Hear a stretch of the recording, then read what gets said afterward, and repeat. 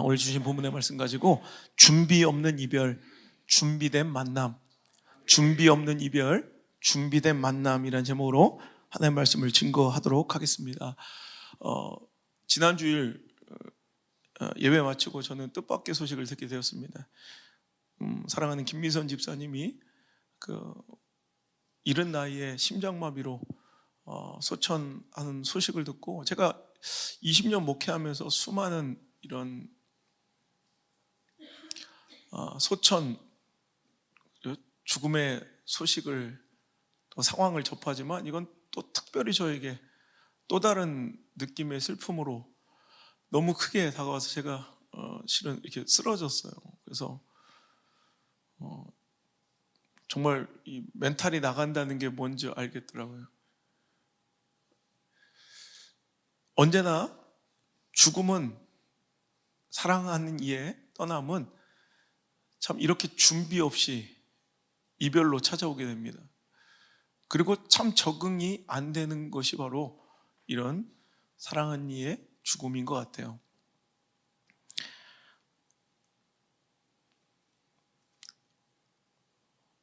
이 죽음을 통해서 우리는 이런 생각을 가져야 될 것 같아요. 사랑하는 이를 떠나보내는 남아있는 자들로서는 참 적응 안 되는, 익숙해지지 않는, 준비 없는 이별일 터이지만, 천국 가는 죽는 본인 당사자는 주님 앞에 그 만남을 준비하는 준비된 만남으로 서 있어야 된다는 거예요. 떠나보내는 우리들이야 너무 애처롭고 당황스럽고 준비 없는 이별로 안타깝지만, 본인은, 당사자는 하나님과의 준비된 만남을 늘 준비하고 있어야 된다는 거예요. 로마의 장수들이 전쟁에 나가서 승리하고 돌아오면 이제 개선 행진을 펼치죠.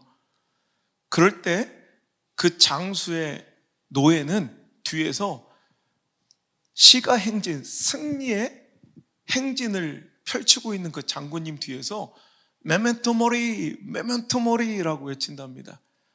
라틴어로 메멘토 모리는 죽음을 기억하라, 죽음을 기억하십시오라는 뜻입니다. 지금은 당신이 승리에 취해 오늘도 승리자의 모습으로 있을지 모르겠지만, 당신도 언젠가는 죽는다는 것을 기억해야 합니다라는 것을 그 장수들이 스스로 자기 노예로부터 시키는 거예요. 그래서 자기 스스로가 그 죽음을 잊지 않고, 자기도 지금은 조금 잘 나가고 형통하고 있지만 자기에게도 그 날이 온다는 것을 잊지 않고 살아가려는 몸부림의 작업이었다는 거예요. 어떨 때는 사랑하는 사람의 이별과 죽음은 우리에게 커다란 충격과 슬픔이기도 하지만, 우리에게 들려주는 경각심, 메멘토 모리로 다가온다는 거예요. 죽음을 기억하십시오, 죽음을 기억하십시오라는 가장 지혜로운 외침이고, 우리가 참 삶의 분주함 속에서 놓치고 살아가기 쉬운, 참 지혜로운 거, 똑똑한 것 같지만 어리석기 그지없는 우리들의 일상에 정말 큰 깨우침과 울림이 되는 그 어떤 설교보다 더 강력한 설교가 바로 사랑하는 이의 죽음을 통한 메멘토 모리. 그래, 나도 언젠간 죽을 건데, 그래, 나도 언젠간 저 날이 올 텐데 라고 오늘 그것을 기억하는 것만으로도 우리 사랑하는 우리 김 집사님이 우리에게 남긴 너무나도 귀한 선물일 것 같습니다.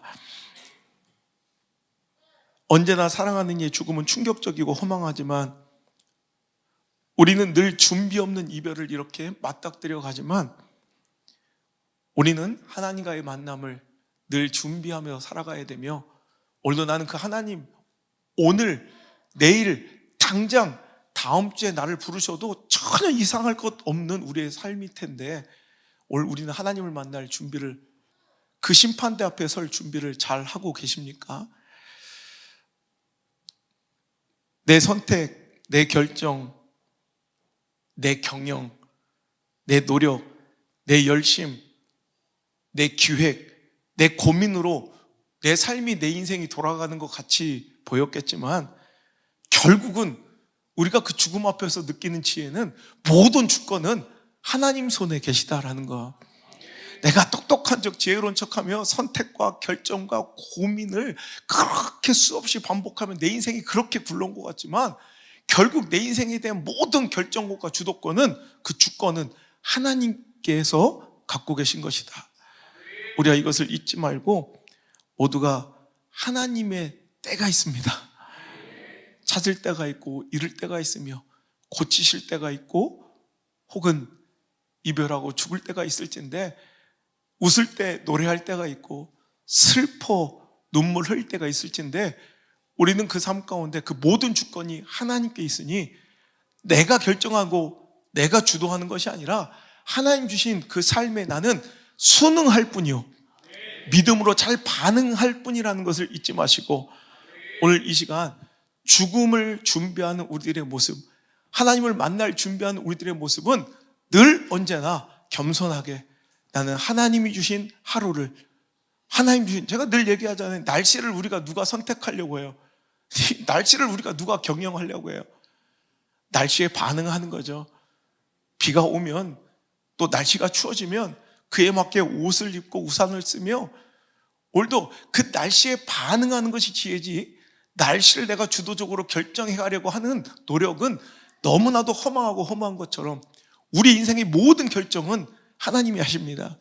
우리 잘 순응하고 반응하며 믿음으로써 잘 선택과 결정하며 주님의 그 때를 아는 지혜가 우리에게 있기를 주의 이름으로 축복합니다.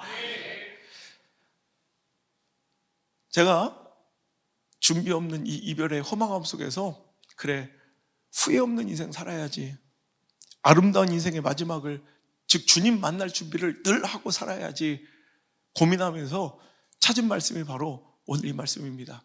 목회자로서 제가 받은 감동, 설교, 좋은 설교는 내가 먼저 누린 은혜를 나눠주는 것이라면 이번 주에 제가 가장 크게 누린 은혜는 바로 이것이기에 어찌 보면 목회자 개인의 교훈이고 감정이고 은혜인 것 하지만 이 모두가 누려도 좋을 법한 은혜이기에 오늘 이 말씀을 여러분과 함께 나누려고 합니다.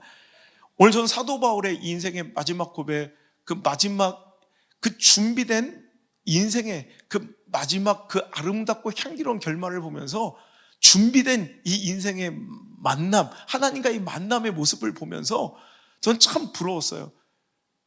이렇게 살고 싶다라는, 제가 혼자 이 말씀을 계속 읽으면서 난 이런 최후를 맞이해야지, 난 하나님 앞에 설 때 이런 모습이고 이런 고백해야지 하면서 일주일 동안 제가 은혜 받은 말씀이 바로 이 말씀이고요.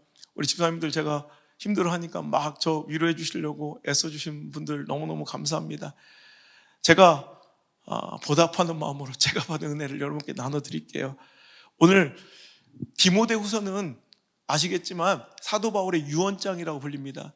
사도 바울의 여러 성경 말씀과 서신들 가운데 가장 마지막 그 순교의 직전에 쓰여진 성경 말씀이기에 디모데후서의 별칭이 사도 바울의 유언장인데 그 사도 바울의 유언장 디모데후서 가운데도 가장 마지막 유언의 그 마지막 끝부분, 유언의 결말이 바로 오늘 우리가 읽은 말씀입니다.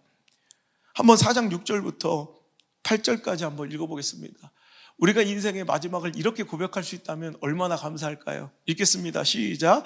전제와 같이 내가 벌써 부어지고 나의 떠날 시각이 가까웠도다. 나는 선한 싸움을 싸워 달려갈 길을 마치고 믿음을 지켰으니 이제 후로는 나를 위하여 의의 면류관이 예비되었으므로 주 곧 의로우신 재판장이 그날에 내게 주실 것이며 내게만 아니라 주의 나타나심을 사모하는 모든 자에게 오니라. 아멘. 이 말씀이 오늘 저와 여러분에게 주시는 소망이, 또 저와 여러분이 인생의 마지막 끝자락에 붙들어야 될, 정말 우리가 선포하고 당당하게 내뱉을 수 있는 선언과 믿음의 고백되기를 간절히 소망합니다. 나는 전제와 같이 벌써 부어지고 나의 떠날 시각이 가까웠도다. 죽음을, 직면한 죽음을 인지한 사도 바울의 고백이에요. 이제 내가 죽을 때가 되었구나. 그런데 그 죽음을, 그 임종을 앞둔 그의 모습에서 전혀 불안함이나 두려움을 찾아볼 수가 없어요. 왜? 후회 없는 인생 산 거예요. 나는 선한 싸움을 싸우고 나의 달려갈 길을 마치고 믿음을 지켰으니. 저는 이 고백을 여러분 당당하게 이렇게 선포할 수 있는 인생이라면 그 사람의 지위가, 그 사람의 학식이, 그 사람의 통장 잔고가, 그 사람의 직함이 무엇이든 이 사람은 성공한 사람이라 믿습니다. 이제 후로는 나를 위하여 의의 면류관이 예비되었으므로, 여러분 그 죽음이 두렵고 불안한 것이 아니라 사도 바울의 죽음은 기대와 설렘으로 가득 차 있습니다. 그분이 나에게 주실 그 의로운 면류관을 받을 생각에 기뻐하고 있습니다. 후회 한 자락 없이, 여러분 후회뿐인 그 인생의 마무리가 아니라 내가 달려갈 길 후회 없이 달려왔으며, 내가 해야 될 하나님의 받은 그 아름다운 사명 다 마쳤으며, 내가 끝끝내 믿음을 지켰으니 나는 후회 없다. 오늘 여러분 우리 인생의 고백이 이럴 수 있으면 얼마나 고맙겠습니까? 이럴 수 있으면 얼마나 행복하겠습니까? 주후 34년에 그가 다메섹 도상에서 회심하고요, 주후 68년에 그가 죽게 되는데, 그 34년의 인생 가운데 그의 고백이 전혀 일관성이 흐트러지지 않고 변함이 없더라는 거예요. 그의 회심 초기의 선교의 그 초기의 열정적인 그의 고백이 사도행전 20장 24절의 말씀, 우리가 잘 아는 말씀입니다.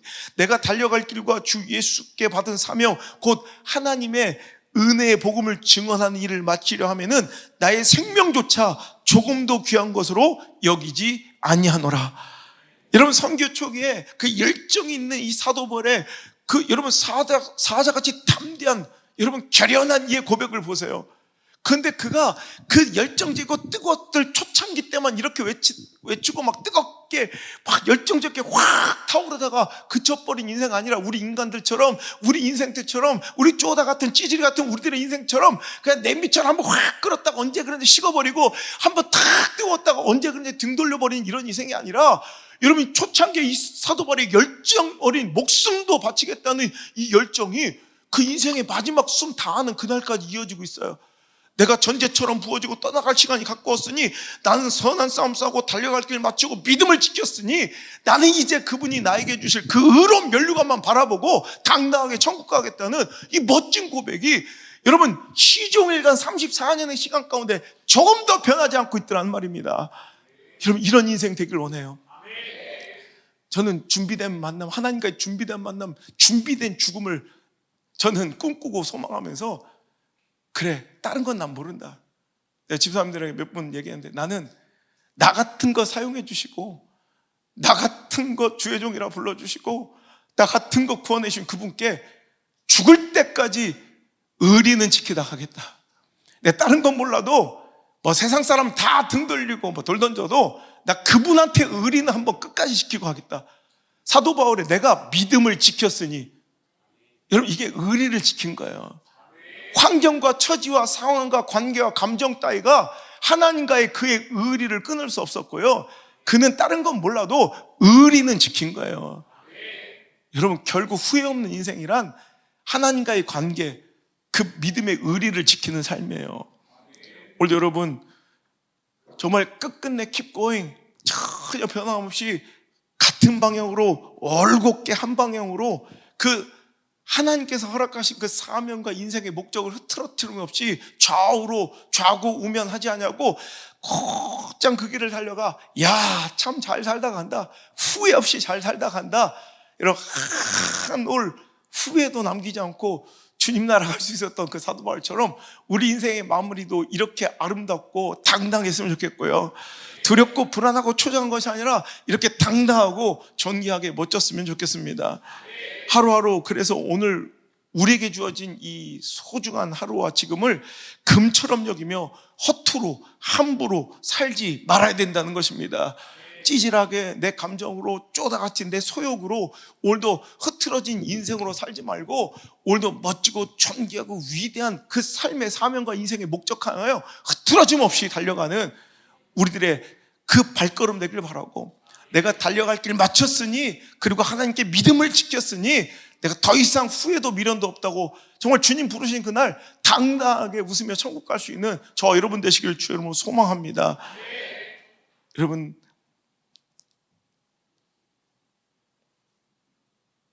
우리가 보여 그런 얘기했어요. 야, 우리가 진짜 뭐 평균 수명이 80이든 84세든 정말 제가 보니까 왕성하게 활동할 수 있는 시간은 거의 70 중반 뭐 안쪽일 것 같아. 그럼 몇 년 남았어요? 몇 년 서로 얘기하는 거예요. 우리. 야, 13년밖에 안 남았어요. 15년밖에 안 남았어요. 20년밖에 안 남았어요. 10년밖에 안 남았어요. 그러니 어떻게 살아야 돼? 그러니 즐기고 행복하게가 아니라 그러니 더 보람 있게, 그러니 더 가치 있게. 이것이 하나님께서 우리에게 원하시는 정답인 줄 믿습니다. 18세기 감리교 목사님이셨던 종교계 부흥을 이끌었던 조지 피필드가 이런 얘기했습니다. 쉼없이 왕성하게 활동하고 사역하는 그 목사님께 맨날 듣는 소리가 좀 쉬십시오, 좀 쉬어야 합니다. 휴식을 권하는 사람들에게 그랬답니다. 나는 녹슬어 없어지길 원하지 않고 닳아 없어지길 원합니다. 나는 하나님의 망치라면 녹슨 망치가 아니라 닳아 없어지는 망치가 되길 원합니다. 여러분, 하나님께서 우리에게 주신 사명이 있습니다. 존귀한 목적이 있습니다. 우리가 아까 부른 찬양처럼 입으로만 하나님의 꿈이 나의 비전 되기를 원한다고 노래만 부르는 입술만 벌려 입으로만 찬양하는 자들이 아니라 정말 하나님께서 나에게 주신 목적과 그 비전이 나의 꿈 되길 원합니다. 나의 기도 제목 되길 원합니다. 나의 소망 되길 원합니다. 라고 여러분 간절히 여러분 오늘부터 기도하고 오늘도 그 확실하고 확고한 인생의 목적을 향하여 표대를 향하여 끊임없이 줄기차게 끝까지 달려갈 수 있는 우리 인생이 될 수 있길 바랍니다. 그런 존귀한 인생을 한번 꿈꿨으면 좋겠어요. 허접하고 찌질한 이익과 감정 따라 사는 그 찌질이로 후회할 부끄러운 삶을 후손들에게, 자녀들에게 남겨주는 자들, 물려주는 자들 되지 말고 정말 그 죽음까지도 향기롭고 당당한, 정말 존귀하게 살다 멋지게 소풍 떠나듯 천국 가는 그런 인생 되기를 간절히 소망해 봅니다. 오늘 아침에 우리 성주가 저한테 MBTI로 본 아빠의 성향 이렇게 하면서 정말 과학적이라고, 정말 딱 아빠랑 똑같다 그러면서 몇 가지를 보내더라고. 참 사람 친해지기 어렵다. 뭐 그럼 모든 사람하고 친한 것 같은데 절대로 친하지 않다. 친절한 척하지만 확실하게 아닌 건 아니라고 얘기하는 스타일이고, 근데 아빠 이거 정말 아빠랑 똑같아 하면서 한 얘기가 사회 공헌과 정의에 관심이 많으며 주어진 사명에 인생을 걸고 목숨을 걸 줄 안다. 아빠랑 똑같대. 아들이 바라보는 아빠의 모습이 사명에 목숨을 걸고 사회 정의와 공헌을 위해서 사는 삶이라고 내 아들한테 인정을 받는 삶이라면 나는 꽤 잘 살았다는 생각을 했어요. 지금까지는 그 쪼다갖고 찌질이 같은 모습은 아니었던 것 같아요. 여기서 멈추지 말고 끝까지 하나님 주신 목적 위해서 목숨 걸고 주신 사명에 열정 품고 인생을 다 바치는 그런 모습으로 살아야겠다고 스스로 결심하고 다짐했습니다. 여러분도 마찬가지예요. 교회는 하나님께서 주신 무엇을 위해 온 것이 아니라 오늘도 하나님께 받은 은혜 때문에 내가 무엇을 할고 구하여 나오는 것이 교회에 돼요. 그게 우리의 예배여야 돼요. 그게 우리의 기도여야 돼요. 근데 우리 조국교회가 그렇습니까? 하나님 주신 무엇을 위하여 모인 무리들로 가득 차 있어요. 이미 우리는 많은 것, 이미 최고의 값진 것을 받았어요. 복음을 받았고 천국을 선물 받고 영생이 우리를 기다려요. 의의 면류관이 기다린다고. 여기서 뭘 더 받아 누리겠냐는 거예요. 이제 우리는 하나님의 뜻을 알아. 나를 향한 하나님의 그 목적을 알아. 내 인생 송두리째 바쳐 하나님의 영화로움 되기 위하여, 하나님의 영광 되기 위하여 살기 위해 하나님의 뜻을 알고 싶어 나온 거예요. 하나님의 뜻을 알려고 기도하는, 기도는 그래서 구하는 게 아니라 듣는 거예요. 그런 기도, 그런 예배가 가득한 오늘 찬양이 너무, 여러분 그냥 노래로만 그렇게 부르지 말고 진짜 그런 인생을 꿈꾸며 존귀한 삶을 위해 오늘 정말 거룩한 그 인생의 방향 전환이 여러분 이루어졌으면 좋겠어요. 사랑하는 이의 죽음을 통해 메멘토 모리, 하나님께서 우리에게 외쳐주신 그 선포에 우리가 깜짝 놀라 정신 차리고 바쁘고 분주하게 살았던 우리의 삶 속에서 잊혀져 가던 내 사명과 인생의 목적을 다시 한번 붙잡고 목숨 걸고 인생 다 바쳐 하나님의 영광 위에 하나님의 영화로움이 되기 위하여 사랑하는 우리 성도들 되길 바랍니다. 우리 인생의 궁극적 목적은 하나님의 영화로움입니다. 하나님의 영화로움이 되는 것입니다. 우리 삶의 궁극의 목적입니다. 예배의 목적이고 교회의 존재의 목적입니다. 그것을 위해 우리 함께 모여 정말 그 뜻을 구하고 오늘도 계속 기도하는 것처럼 상황, 처지, 형편, 감정, 관계 따위가 나를 제한하지 못하게 하시고 내 선택과 결정을 제한하지 못하게 하시고 내 인생의 경영을 제한하지 못하게 하시고 오직 하나님의 목적과 사명이 내 인생을 이끌어간 유일한 견인력 되게 해달라고, 정말 내 인생을 움직이는 유일한 엔진이 동력이 바로 하나님의 말씀 되게 해달라고, 하나님의 비전 되게 해달라고, 하나님의 꿈 되게 해달라고 진짜 그렇게 한번 기도한 마음의 중심으로 토해 기도하는 그 사람은 하나님 책임져 주십니다. 두 번째로 하나님과의 의리, 분명한 인생의 목적과 그 방향을 잃지 않고 살아가는 것이 후회 없는 인생의 방법이라면, 두 번째는 신의와 충성을 많이 쌓아 아름다운 사람들과의 관계와 추억을 많이 남기는 게 후회 없는 인생입니다. 결국 의리예요. 후회 없는 인생 살아가려면 하나님과 의리 지켜야 되고 주변 사람들과의 의리를 지킬 줄 알아야 된다는 거예요. 오늘 여러분 9절, 10절, 11절을 한번 읽어볼게요. 시작. 너는 어서 속히 내게로 오라. 데마는 이 세상을 사랑하여 나를 버리고 데살로니가로 갔고, 그레스게는 갈라디아로, 디도는 달마디아로 갔고, 누가만 나와 함께 있느니라. 네가 올 때 마가를 데리고 오라. 그가 나의 일에 유익하니라. 오늘 여기서 두 사람을 비교하기를 원하는데요, 데마와 마가입니다. 여러분, 데마는 이 세상을 사랑하여 나를 버리고 어디로 갔대요? 데살로니아로 갔대요. 여러분, 데마가 누구인가? 여러 가지 주장이 있지만 설득력 있는 주장 가운데, 신학자들의 주장 가운데 사도행전 19장에 나오는 은장색 데메드리오가 바로 데마다라고 이렇게 주장하는 신학자들이 많이 있어요. 자, 사도행전 19장 24절부터 27절까지 말씀 보고 이 데메드리오가 어떤 사람인지 한번 읽어볼게요. 시작. 즉 데메드리오라 하는 어떤 은장색이 아데미의 신상 모형을 만들어 직공들에게 적지 않은 벌이를 하게 하더니 그가 그 직공들과 그러한 영업하는 자들을 모아 이르되 여러분도 알거니와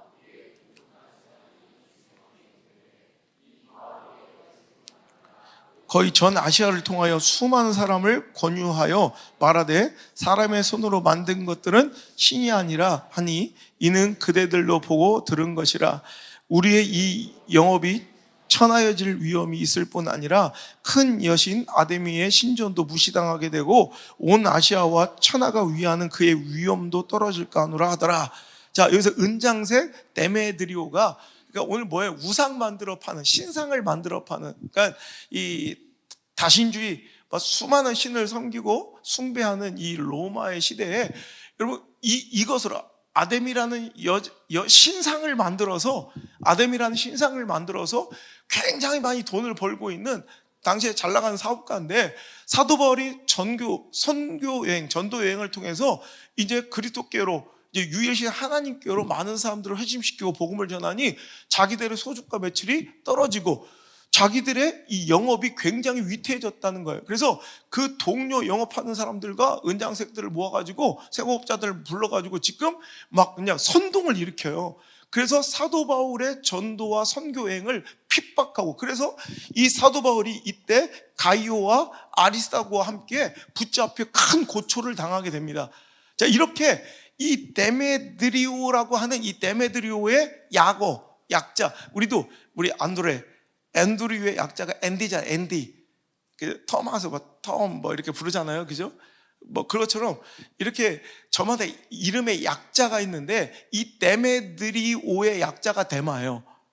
그러니까 이 은장색이었던 데메드리오를 대마로 보는 견해가 굉장히 이제 주류를 이루고 많이 있다는 거예요. 그렇다면 그 의견을 우리가 따르자면, 자, 오늘 그는 원래 사도행전 19장에 등장할 때는 선교와 전도를 핍박하고 억압하는 반대자였어요. 자, 그런데 그가 무슨 연지 은혜를 받아서 사도 바울의 전도와 선교를 돕는 큰 협력자로서 선교의 이 주역 인사가 되었다는 거예요. 그 당시에 이름만 대면 다 알 정도로. 그런데 결국 사람은 고쳐 쓰는 거 아니라고 결국 핍박과 박해와 정말 곤란함이 찾아오니까 결국에는 대만은 또 세상을 사랑하여 사도 바울을 또 버리고 데살로니가로 떠나갔다는 사도 바울의 탄식이 오늘도 그의 유언장에 기록되어 있더라는 거예요. 여러분, 은장색 데메드리오가 대마가 맞다면 여러분, 우상 만들어 팔던 자가 복음을 얻은 거 아닙니까? 하나님의 큰 복음을 전하는 은혜를 입고요, 그 커다란 선교행의 동역자가 되는 영광을, 은혜를 누린 거예요. 얼마나 감사해요. 여러분, 우리 신앙생활 하다 보면 그런 거 봐요. 여러분, 오히려 핍박자가, 파괴자와 저항하고 충돌하던 자가 은혜 만땅 받아서 오히려 하나님의 일에 쓰임받는 귀한 일로, 여러분, 어찌 보면 저 같은 사람도 그래요.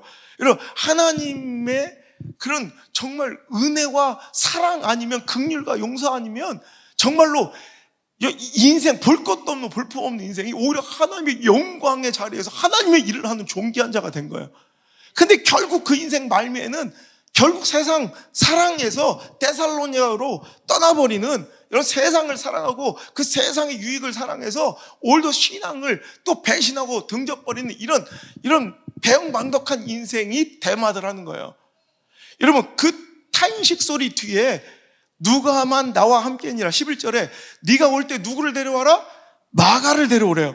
여러분, 마가는 아시거든요, 부유한 집안입니다. 그래서 그는 복음서 12제자는 아니었지만 그는 바나바라는 이 정말 전대미문의 그 당시 위대한 사역자의 조카인 거로 정말 예수님을 근접거리에서 많이 볼 기회가, 그분의 말씀을 들을 수 있는 기회가 많았던 사람인 거 아시죠?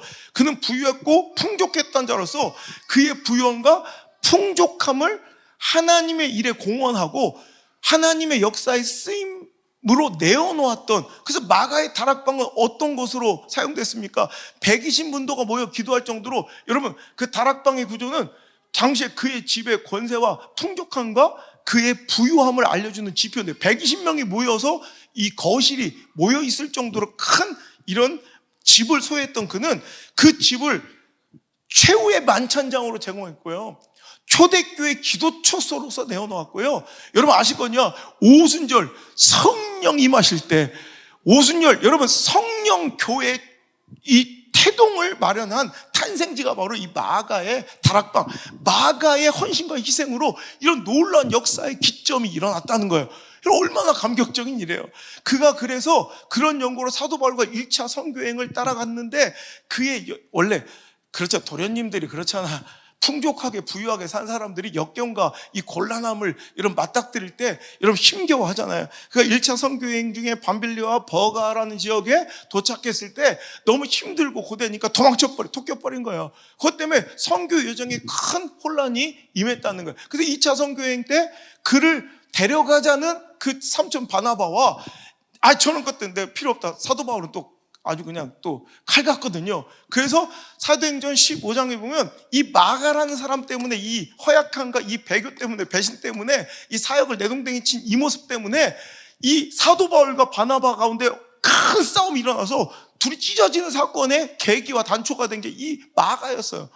여러분, 하나님 주신 축복과 부유함을 하나님의 놀라운 역사 현장으로 내어드리는 귀한 축복의 인생이었고요. 그래서 하나님의 선교 여정에 동참한 그 귀한 인생을 살게 되었는데 그 힘들고 어려운 것 때문에 토껴버렸다가 배신하고 등져버렸다가 오히려 큰 기둥 같던 사도 바울과 바나바의 그 사이를 분열시키고 깨트리는 그 단초가 됐던 정말 불충한 인생 마가. 하지만 오늘 이 사도 바울의 마지막 이 유언장 마지막 끝에 보면 뭐라고 해요? 여러분, 역전에 역전, 반전에 반전이랍니다. 누가만 나와 함께 했으니 네가 올 때 누구를 데려와라? 마가를 좀 데려와라. 그가 나의 일에 유익하니라. 결국에는 그가 다시 회심하고 회복해서 하나님 일에 크게 쓰임받는, 하나님 일에 유익한 사도 바울의 신임을 얻는 자로 여러분 다시 변모했다는 거예요. 여러분 대마와 마가를 보세요. 대마는 여러분 핍박자였다가 저항자였다가 하나님의 은혜를 받아 하나님의 또 협력자가 되었다. 배신자로 인생이 끝나요. 하지만 마가는 협력자였다가 배신자였지만 다시 협력자로서 아름답게 그 인생을, 그 마지막 결말을 여러분 추억할 수 있는 인생이 되더라는 말입니다. 여러분, 우리는 이 땅에서 후회 없는 인생 살기 위하여 이렇게 아름다운 관계, 흉물스럽고 폐역하고 냄새나고 상처뿐인 기억하기 싫은 그런 이름이 아니라 정말 뿌듯하고 가슴 따뜻해지고 눈물나게 고맙고 행복한 추억 가득한 그런 관계로서 우리 옆을 채워가야 돼요. 그게 후회 없는 인생이라니까. 제가 실은 그날 일정이 막 빠듯해서 1분도 못 쉬고 부산 갔다가 양산 갔다가 돌아오자마자 바로 우리 성도님들과 장례식 갔다 돌아와서 그냥 운동을 이제 1시간 하는데 계속 눈물이 나는 거예요. 어쩔 수 없이 전 유일한 목회 협력자 친구 우리 아버지한테 전화를 했어요. 의연한 척 하려고 했는지 아버지 앞에서 모든 게 무너져서 막 펑펑 울었다. 아버지, 난 목회를 못하겠다. 내가 너무 힘들다. 내가 목회를 잘못하는 건지 다 우리 성도들한테 안 좋은 말만 있으면 그냥 다 내 탓 같고, 아버지 내가 너무 가슴이 아파서 감당할 수 없어요. 내가 선교회도 맡기고 팀도 맡겨서 열심히, 그 전날도 제가 봤거든요. 집사님 우연히 CCTV를 보는데 집사님이 딱 왔다 가시는 그 마지막 모습을 안 봤으면 그 마지막 모습 교회 왔다 간 것도 모를 텐데 어떻게 우연히 그 시간에 내가 CCTV를 봤는지 그 마지막 모습이 전 아른거려 너무 가슴이 아프고 이게 하나님의 어떤 의미와 쌓인지 내가 모르겠습니다. 아버지의 해석은 정말 반대였어요. 얼마나 천국에서 그 집사님이 널 고마워하겠니? 이렇게 마지막 숨 다할 때까지 일할 수 있는 기회를 얻고 주님을 위해 일하다 가셨잖아. 넌 지금 이럴수록 더 정신 차려야 돼. 호선아, 축하한다. 너는 천국에서 나를 정말 행복하게 기다릴, 내가 천국 갈 때 나를 정말 반갑게 맞이해 줄 사람 한 명을 너는 세운 거야. 아빠는 평생 목회하면서 지금은 매일매일 이제 죽음을 기억하며 살아가신대요. 준비하며 살아가시는데 내가 천국 가면 누가 가장 기뻐하고 날 반겨줄까가 막 떠오른대요. 그래서 누구 이름을 저한테 막 대시더라고. 안 목사가 천국 가면 그 집사님 얼마나 기쁘게 달려와 안 목사 맞이해 주겠니? 너는 천국에서 기쁘게 널 기다리고 맞이해 줄 그 성도 한 명을 만든 거야. 넌 축하해. 그때 제가 감사한 마음으로 하나님께 서원했어요. 그리고 하나님께 구했어요.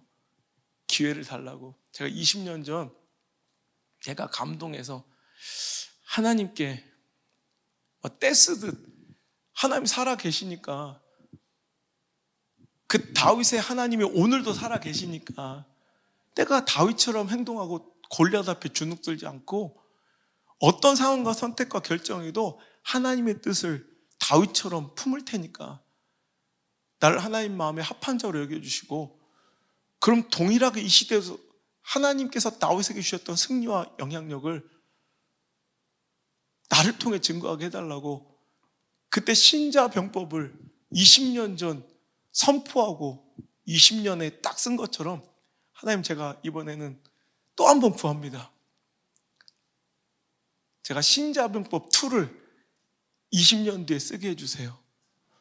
그때는 로마서의 16장의 사도 바울의 너무 사랑하고 내 목회가, 내 선교의 여정이 이들 아니었으면 불가능했어라고 고백한 30여 명의 이름들이 쭉 거론되는 것처럼, 하나님, 저도 제 인생에 이렇게 귀한 그 이름들 가지고 내 이야기로 20년 신자병법 1을 썼으니 20년 뒤에는 내 주변에 사랑하는 성도들, 내가 이들 아니었으면 이 사역이, 내 목회가, 내 일생 하나님의 뜻대로 달려가는 그 일을 마침이 불가능했을 것입니다라고 그 고마운 사람들의 하나님과의 그 아름답고 멋진 승리의 이야기, 역전의 이야기, 회복의 이야기, 부흥의 이야기, 성장의 이야기, 여러분 그 놀라운 반전과 역전의 이야기들을 한 챕터씩, 한 가정에 한 챕터씩 쓸 때 이제 여러분 또 20년 전에 선포했던 그 이야기가 다들 꿈 같은 이야기로 조롱했지만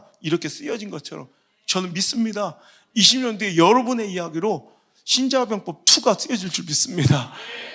우리 인생에는요, 분명히 어떤 목회자의 로마서 16장이 쓰여지고 있어요. 그 로마서 16장 안에 들어가는 이름이 돼야 돼요. 오늘 이 사도 바울의 유언장을 보세요. 사사로운 이제 부탁이 13절부터 이제 공적인 기도와 부탁이 앞에 이어졌다면 후반절에는 사사로운 이제 개인적인 부탁인데, 자 13절부터 한번 읽어볼게요. 시작. 내가 올 때 겉옷을 가지고 오고 또 책은 특별히 가죽종에 쓴 것을 가져오라.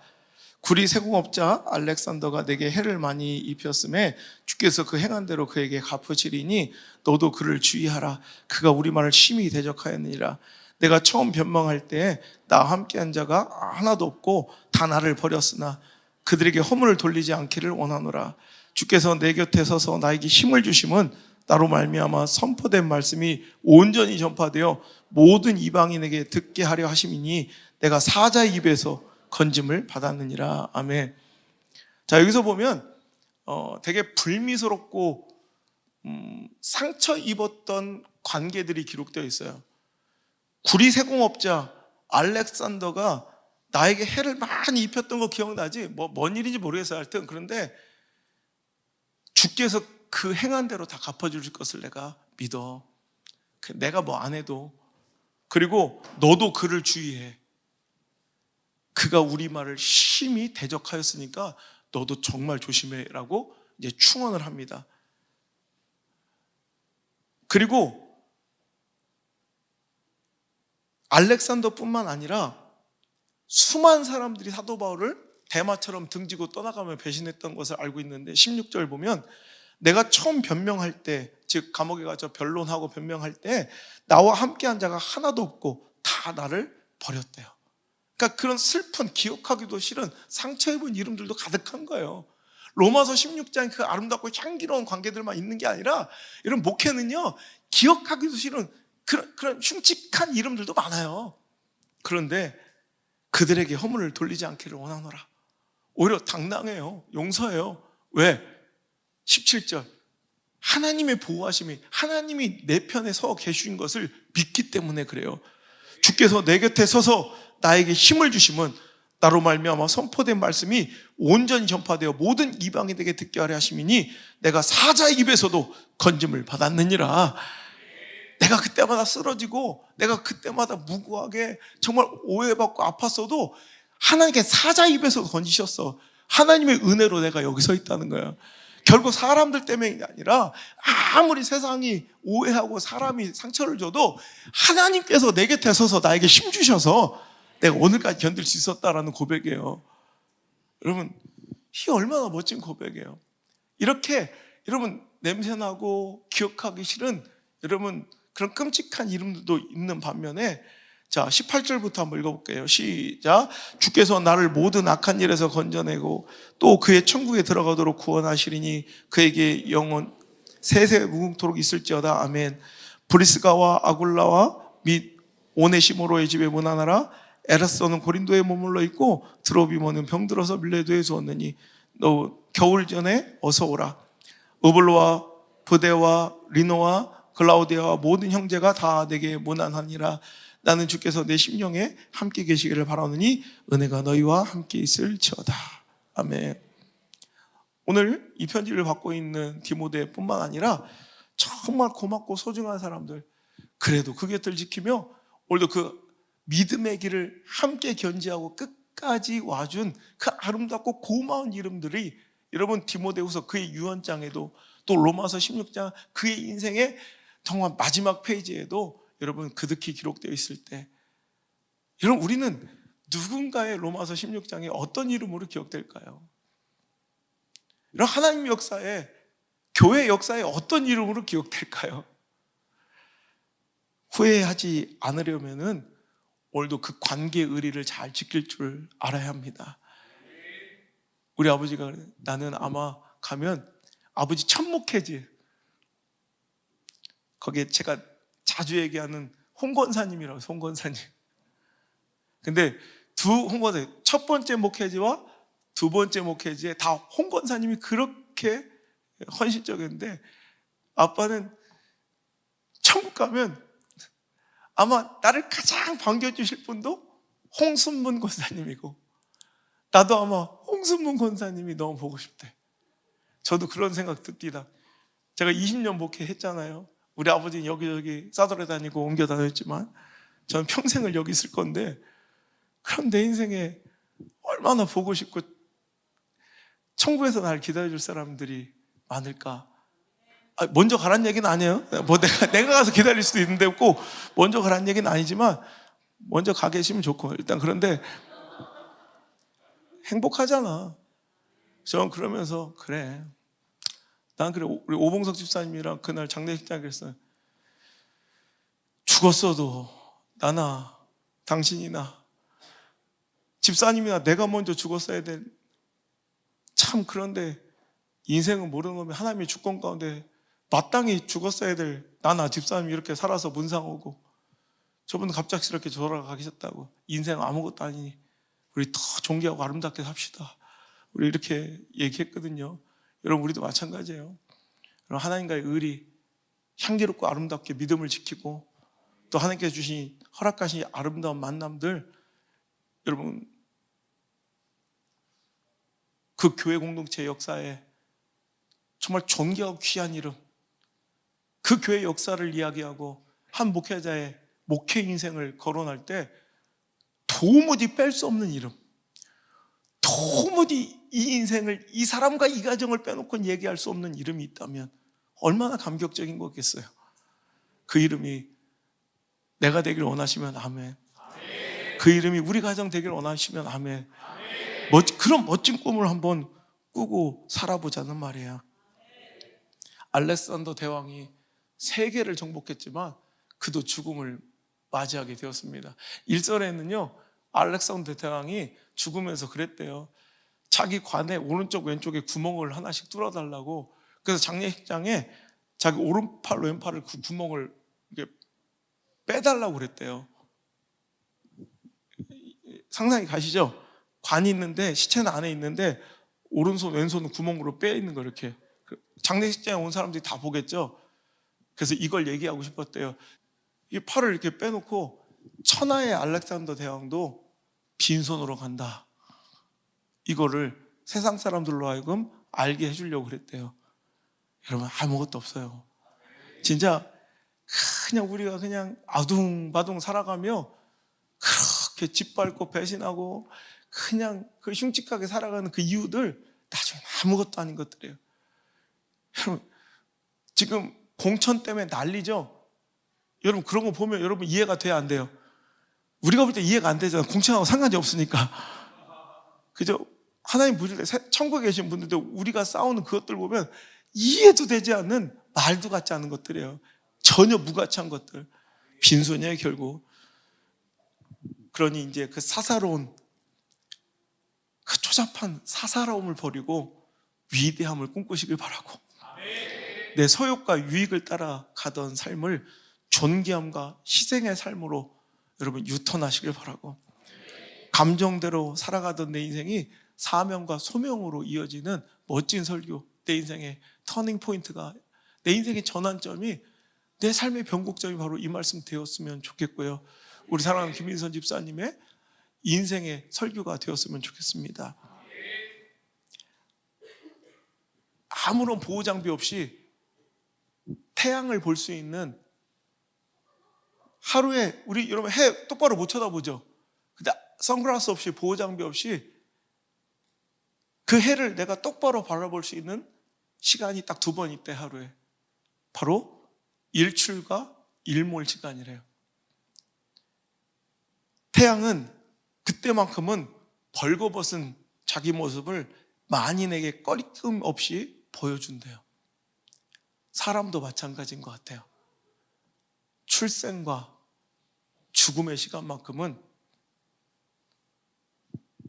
아무런 치장과 위장, 변명과 아무런 변장도 없이 그냥 적나라하게 보여줄 수밖에 없는 시간인 것 같아요.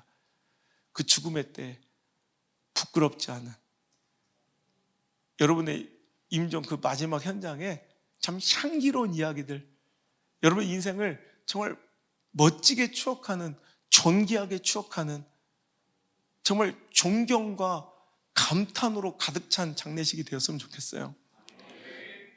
당시의 장례식에 뒤돌아서 수많은 사람들이 수근수근거리고 찌질하고 쪼다갔던 나의 인생의 그 헐만한 이야기들이 가득 찬 이런 가십의 현장이 되지 말고, 우리 여러분 멋지고 존귀한 인생의 주인공, 정말 위대한 추억의 주인공이 여러분 되었으면 좋겠습니다. 시편 90편 10절에 우리의 연수가 70이요 강건하면 80이니 그 연수의 자랑은 수고와 슬픔뿐이요 신속기가 아니 우리가 날아가나이다. 여러분 60에 돌아가시면 비참한 거고 70에 80에 죽으면 괜찮은 거예요? 여러분 그 10년 20년 차이가 뭐가 그렇게 크겠어요? 솔직히 영생이라는, 우리가 이제 주님과 함께 살 영생에 빗대어 보면 여러분 인생 60이냐 40이냐 50이냐 80이냐 그게 뭔 차이가 있겠냐고. 얼마나 산 게 문제가 아니라 어떻게 살았느냐가 문제예요. 잘 삽시다. 청년들이여 전도서 11장 9절의 말씀을 들으시오. 청년이여 네 어린 때를 즐거워하며 네 청년의 날들을 마음에 기뻐하여 마음에 원하는 길들과 내 눈에 보인 대로 행하라. 마음껏 살 수 있대요. 마음껏. 그런데 하나님이 이 모든 일로 말미암아 너를 심판하실 줄 알라. 마지막 때가 너희들에게도 있다는 거 기억하고, 젊을 때 청춘의 때부터 그 날을 기억하며 사는 사람들이 인생이 존귀하게 되는 거예요. 여러분의 평생의 소원 무엇입니까? 저는 이 말씀으로 일주일을 살았습니다. 내가 전제와 같이 부어지고 나의 떠날 시간이 가까울 때 내가 선한 싸움 다 싸우고 나의 달려갈 길 다 마치고 아이고 후회 없이 내가 믿음을 잘 지켰구나, 하나님께서 내게 주실 그 의로운 면류관을 기대하며 오늘도 두려움과 불안이 아닌 행복과 설렘으로 그 죽음을 맞이할 수 있는 준비된 죽음, 하나님과의 준비된 만남이길 꿈꿔봅니다. 우리 평생의 소원은 이것이었으면 좋겠습니다. 내가 하나님과의 그 아름다운 동행, 즉 은혜, 아니면 내 소욕과 욕망 중에 나는 무엇을 택할 것입니까? 하나님, 내가 그 은혜가 다른 곳에서의 첫날보다 좋습니다. 하나님과의 아름다운 관계의 회복이 세상의 억만금보다 좋습니다. 후회 없는 인생으로 나도 선한 싸움 다 싸우고 하나님 주신 사명 잘 마치고 끝까지 믿음의 의리를 지키며 가겠습니다. 주님, 다른 것은 몰라도 이 소원은 꼭 이루어주세요. 우리 간절히 기도하는 마음으로 찬양합시다.